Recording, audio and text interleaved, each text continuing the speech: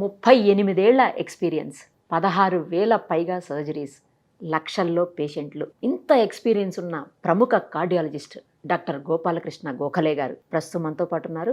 Doctor గారు నమస్తే అండి. నమస్కారం. కొలెస్ట్రాల్ అని అంటున్నాం కదా, అసలు ఇవి వేటి వల్ల వచ్చే అవకాశం ఉంటుంది సార్? మన ఫుడ్ హ్యాబిట్సా లేకపోతే లైఫ్ స్టైలా? జెనెటిక్ ఫ్యాక్టర్స్ ఉంటాయి. ఏంటంటే ఇది కొలెస్ట్రాల్ అనేది చాలా ఎసెన్షియల్ సబ్స్టెన్స్ మన బతకటానికి. ఓకే. అది లేకపోతే మనం చచ్చిపోతాం. కొలెస్ట్రాల్ ఫ్రీ డైట్ అనేది కరెక్ట్ కాదు.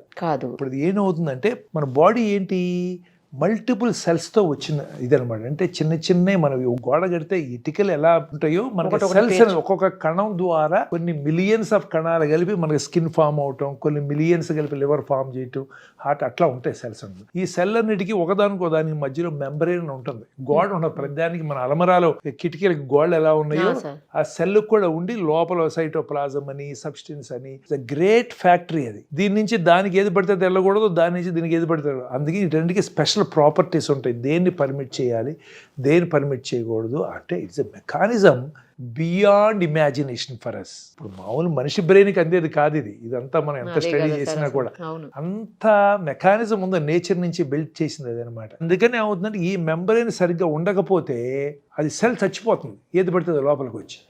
అలా మెయింటైన్ చేయాలంటే ఆ cell membrane cholesterol essential component. అందుకని cholesterol is not bad, nothing is 100% bad. ఇది ఏమైనా పాయిజన్ కాదు, ఎండ్రినో లేకపోతే సైనడో కాదు. ఇది చాలా వరకు సబ్స్టెన్స్ ఏంటంటే అవి ఒక మోడరేట్ డోసులో దే సేవ్ అస్, తగ్గిన ప్రాబ్లం ఎక్కువైనా ప్రాబ్లం. ఇప్పుడు ఇందాక నేను గుడ్ కొలెస్ట్రాల్ అని ఒక మాట వాడాను. కొలెస్ట్రాల్లో 2 రకాలు చూస్తాం. బ్యాడ్ కొలెస్ట్రాల్ గురించి మాట్లాడాం.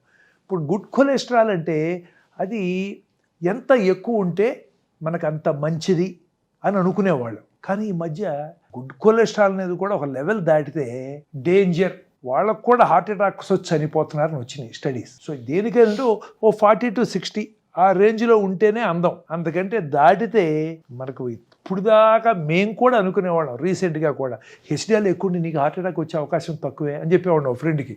కానీ చూసిన తర్వాత నేను చాలా రాంగ్ చెప్తున్నా కదా, సైంటిఫిక్ పర్సన్ అయ్యుండి, బట్ మనం తగ్గించడానికి ఏమీ లేదు హెచ్డిఎల్ కొలెస్ట్రాల్కి. మరీ ఎక్కువ ఉంటే కొద్దిమంది ఉంటారు. అయితే కామనెస్ట్ ఏంటంటే మనకి ఆ గుడ్ కొలెస్ట్రాల్ అనేది తక్కువ ఉంటుంది. ఆ 40-60 రేంజ్లో ఏమవుతుందంటే అది ప్రొటెక్ట్ చేస్తుంది. ఇప్పుడు 60 కంటే ఎక్కువనే డేంజరే. మనకి మోస్ట్ ఆఫ్ ద టైమ్స్ 40 కంటే తక్కువ ఉంటుంది. మనకి అందరికీ 20, 25, 30 అలా ఉంటుంది. Only few people have got 40 to 60. ఏంటంటే ఏషియన్స్కి జెనెటిక్గా మనకు తక్కువ ఉంటుంది చాలామంది. ఇంకా మెడిసిన్ సరైన రాలా, సోకాల్డ్ హెచ్డిఎల్ కొలెస్ట్రాల్ మీద పనిచేసే రాలా. ఇప్పుడు మనం వాడేవన్నీ కూడా ఎల్డిఎల్ కొలెస్ట్రాల్ మీద పనిచేసే మెడిసిన్సే మనం వాడేవన్నీ కూడా.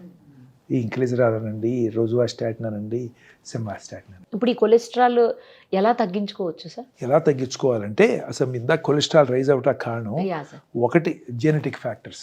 కొన్ని ప్రధానికి ఏంటంటే ఇది ఈ మెటబాలిజం ఆఫ్ ఫుడ్, మన తిన్న ఫ్యాట్ మెటబాలిజంలో ఫామ్ అవుతుంది. అది దాని మెటబాలైట్ చేసే ఎంజైమ్స్ తగ్గినా ప్రొడ్యూస్ చేసే ఎంజైమ్స్ ఏదైనా ప్రాబ్లం ఉన్నా కానీ కొలెస్ట్రాల్ ఎక్కువ వస్తుంది. Genetic factor. ఫర్ ఎగ్జాంపుల్ లివర్లో బై బర్త్ కొన్ని ఎంజైమ్స్ ఉండవు, ఉన్నప్పుడు ఇలా చాలా కొలెస్ట్రాల్ ఉండదు, ఎల్డిఎల్ కొలెస్ట్రాల్ కన్వర్ట్ అయిపోతుంది, ఉండిపోయి చాలా పెరుగుతుంది. అట్లా జెనెటిక్ ఫ్యాక్టర్స్ కొన్ని ఉంటాయి. దానికి మనం నిజంగా చేయగలిగే తక్కువ ఇంక్లిజరాను ఇలాంటి ఏదైనా, లేకపోతే కొత్తగా వస్తున్నాయి కదా జీన్ ట్రాన్స్ఫర్స్ అని, అటువంటి వాటితో ఏమైనా హెల్ప్ ఉండొచ్చు. తర్వాత రెండోది వచ్చేది మెటబాలిక్ రీజన్స్ అంటారు. మెటబాలిక్ అంటే మన సిస్టమ్ అన్నీ పనిచేస్తున్నాయి కానీ కొన్ని హార్మోనల్ డిస్టర్బెన్స్ మూలాన మెటబాలిజం సరిగ్గా పద్ధతిలో వెళ్లకుండా ఎక్కువ produce. For example diabetes control లేదనుకో కొలెస్ట్రాల్ లెవెల్ పెరుగుతుంది. అలాగే థైరాయిడ్ గ్లాండ్ సరిగ్గా పనిచేయకపోతే కొలెస్ట్రాల్ పెరుగుతుంది. ఇలాంటి డిస్టర్బెన్స్ అది రెండో రీజన్. మూడో రీజన్ వచ్చేటికి మనం తినే ఫుడ్. ఇప్పుడు వీటన్నిటికీ ఏంటంటే మనం తినే ఫుడ్ని మోడరేట్గా చేసి, ఆయిల్స్ తగ్గించి, అలాగే కొంత ఎక్సర్సైజ్ చేసి మోడరేషన్లో ఉంటే కొంతవరకు కంట్రోల్ చేయగలం. ఇంకా ఫోర్త్ కాజ్ అంటావా, మనకు తెలియంది చాలా ఉంది ఇందుట్లో. మనకు తెలిసిన దీని గురించి only a drop in ocean.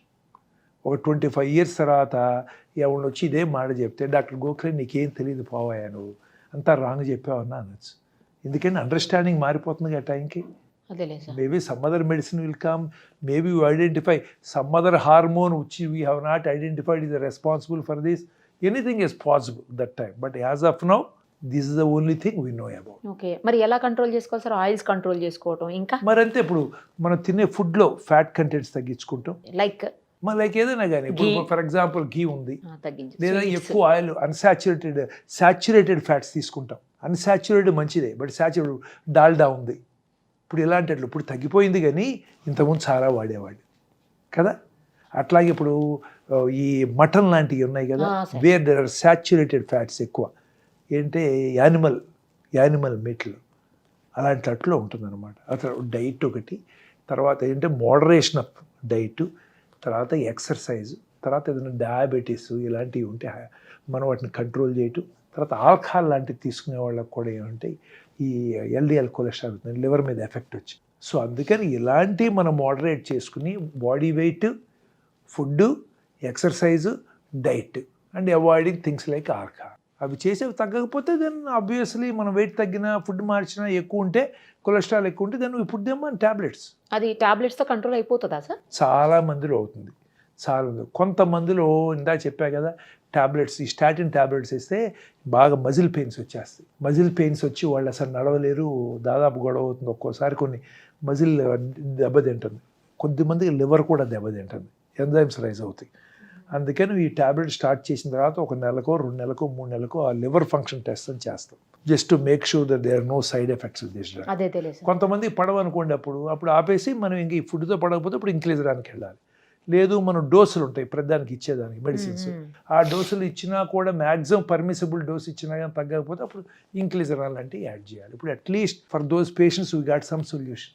ఇంక్లీజరాన్. మీరు ఇందాక ఒక మాట అన్నారు, మటన్ లాంటి వాటితోటి కొలెస్ట్రాల్ ఎక్కువగా పెరిగే అవకాశం ఉంటుందని. మటన్, రెడ్ మీట్ వీటికి ఎంత దూరంగా ఉంటే అంత మంచిదని అంటూ ఉంటారు సార్ జనరల్గా కూడా. సో ఇలాంటివి బాగా రైజ్ చేస్తాయా? హార్ట్ స్ట్రోక్స్కి ఇవి కారణం అవుతుంటాయా? అవునండి, అంటే అవి తీసుకుంటే అంటే సాచ్యురేటెడ్ ఫ్యాట్ పెరిగి కొలెస్ట్రాల్ లెవెల్స్ పెరిగి హార్ట్ అటాక్ వచ్చే అవకాశం పెరుగుతుంది. But we have seen many people who eat regularly mutton, they are free of heart problem. They are vegetarians, pure Brahmins who eat only vegetarian diet, no red meat, they develop heart. ఇవన్నీ multifactorial అంటాం. అంటే ఏమవుతుందంటే వీటిలో మన తినే ఆహార పదార్థం దగ్గర నుంచి, తాగే దాని దగ్గర నుంచి, ఎక్సర్సైజ్ దగ్గర నుంచి, జెనెటిక్ ఫ్యాక్టర్ ఇవన్నీ కలిపి మాడ్యులేట్ చేస్తాయి. అంతేగాని ఇది తినడం వల్లే వచ్చింది అంటాకి వీళ్ళు ఇది తినకపోతే రాదు అసలు లేదు. ఎవరికి 1+1 becomes 3, 1 becomes 5, 1+1 becomes only 1. మనకి that is the body repair mechanisms చాలా ఉంటాయి మనకి. అందుకని ఏంటంటే మనకు తెలిసినంత వరకు కొన్ని ప్రివెంట్ చేయండి, తర్వాత రెగ్యులర్ చెకప్స్కి వెళ్ళండి అని చెప్తాం అనమాట. That is the only you can monitor. ఏదో రకంగా అయిపోవాల్సిందే కదా, అయిపోవాల్సిందే కదా. కాబట్టి ఏంటంటే ఏజ్ పెరిగే కొద్దీ సిస్టంలో తేడాలు వచ్చి ఏదో ఒకటి వస్తూనే ఉంటాయి. మనం మానిటర్ చేస్తే ఇంకొంచెం కంట్రోల్ చేసి ఇంకొంచెం లైఫ్ స్పాన్ పెంచడానికి అవకాశం, ఎక్స్టెండ్ చేసుకుంటానికి అవకాశం. Thank you sir, thank you so much. నమస్కారం.